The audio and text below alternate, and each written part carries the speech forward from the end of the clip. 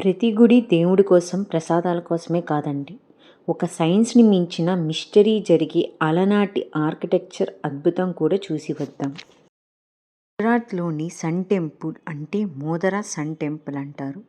దీని గురించి కొన్ని అద్భుతాలేంటో చూద్దాం. 1. ఇక్కడ సూర్యదేవుడికి ఎటువంటి పూజలనేవి జరగవు. ఇది ఒక ఆర్కిటెక్చరల్ మ్యూజియంగానే చూస్తారు. 2.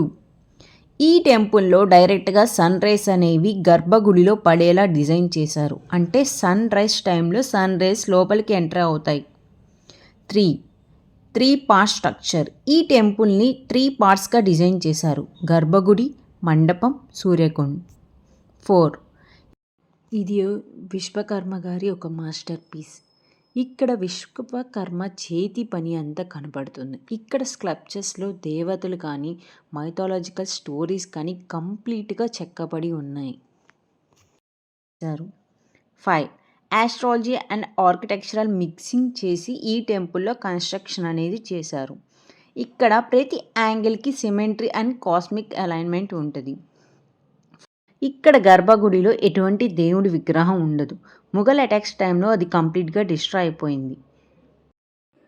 ఈ గుడి ఎగ్జాక్ట్గా సోలార్ క్యాలెండర్ బేస్ చేసుకుని బిల్డ్ చేశారు. అంటే సన్ గర్భగృహం మీదుగా ఎగ్జాక్ట్ 21 మార్చ్ అండ్ 23 సెప్టెంబర్ ఈక్వనెక్స్ డేస్కి సన్ రైజ్ టైంలో పడి షైన్ అవుతూ ఉంటుంది.